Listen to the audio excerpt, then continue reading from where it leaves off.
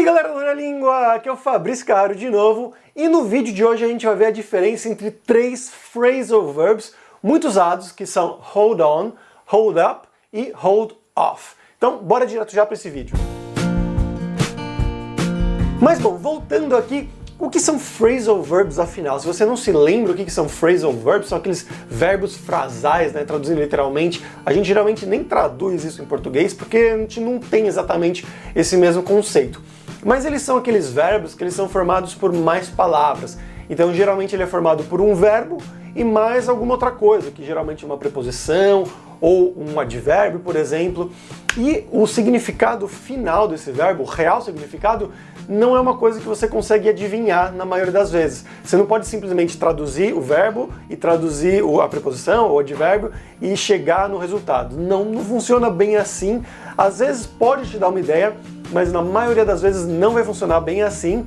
E só lembrando que no blog da Luralíngua tem um artigo com a lista definitiva de phrasal verbs em inglês, os 140 phrasal verbs mais frequentes. Olha isso, 140 phrasal verbs para você usar como uma referência quando você tiver alguma dúvida, né? Então sempre tem lá a tradução, tem exemplos também com esses phrasal verbs, mas aqui a gente vai ver a diferença de três que são muito parecidos, como eu falei, que são hold on, hold up e hold off. Vamos começar então pelo hold on, que se você for traduzir literalmente, né, to hold, o verbo to hold, sozinho significa segurar, né, você vai segurar alguma coisa, e on significa sobre, em cima, né, então segurar em cima não faz muito sentido, né, então como eu falei, na maioria das vezes você não vai poder fazer essa tradução simplesmente literal e esperar ter o resultado, né, esperar ter o significado real daquele phrasal verb. Esse phrasal verb to hold on, ele tem alguns significados diferentes. Ele pode significar segurar mesmo, como o verbo original, mas pode significar também aguentar, quando você está numa situação difícil, por exemplo, você tem que aguentar, resistir, e também pode ser esperar. Então vamos dar alguns exemplos aqui com todas essas possíveis traduções. Começando, the horse was fast, so I held on to the saddle. Ou seja, o cavalo era rápido, portanto, logo eu me segurei na sela. Então aqui com esse primeiro sentido de segurar. Mas como eu falei, também tem outros sentidos, como de aguentar firme, né? Então, hold on, this is not so bad. Aguenta firme, isso aqui não é tão ruim assim. Então nesse sentido mais, né, de aguentar, de suportar algo. E também pode ser no sentido de esperar, principalmente quando você está falando no telefone com alguém. Então você pode dizer, the receptionist told me to hold on while he was calling his manager. Então, o recepcionista me falou para esperar, to hold on, enquanto ele estava ligando para o gerente dele. Ou então, hold on, I'll call you back in 10 minutes. Aguenta aí, espera um pouquinho, eu vou te ligar de volta em 10 minutos, daqui a 10 minutos. Então, tem esses três sentidos principais aqui para esse verbo, esse phrasal verb, to hold on. Indo adiante agora com outro que é to hold up. Então, traduzindo literalmente, é uma tradução até que parecida, né? Que o on seria sobre, né? Em cima, e up é lá em cima, né? A localização em cima. Também pode ser muito parecido, então segurar em cima. E aqui você até pode usar num sentido um pouquinho mais literal, realmente de segurar algo no alto. Então, hold up your beers, we are the champions. Então, segura a sua cerveja no alto. A gente não falaria exatamente assim em português, né? Mas a gente falaria algo como vamos brindar, ou levanta essa cerveja aí, algo mais ou menos assim.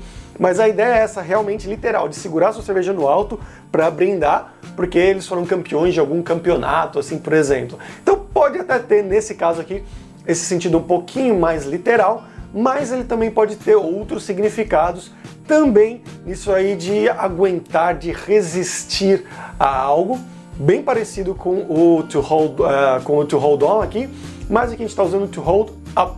Então, olha aqui, she's holding up well despite her problems. Ela está aguentando bem, ela está resistindo apesar dos problemas delas. Então, ou também outro exemplo aqui, the bridge is holding up well despite the wind.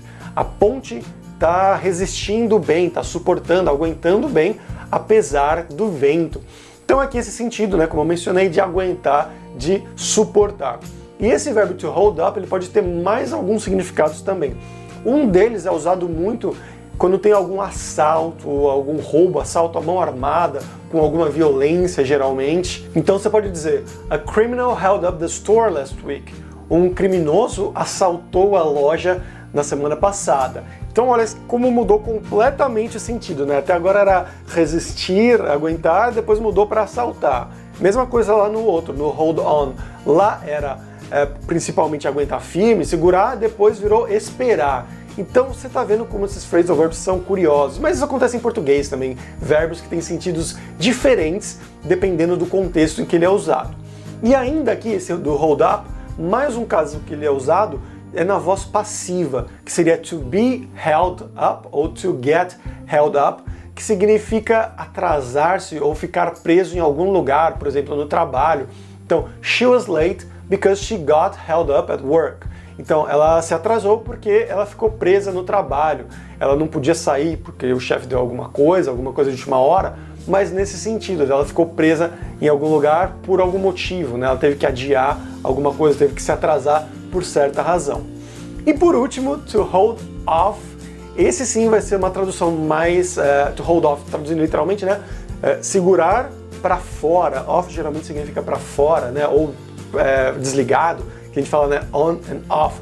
Não faz o menor sentido essa tradução, mas o significado aqui de to hold off seria exatamente de adiar, de atrasar alguma coisa de propósito. Então, ativamente adiar, segurar, enrolar também pode ser uma tradução possível. Então você pode dizer, the priest is holding off the wedding ceremony until the bride arrives.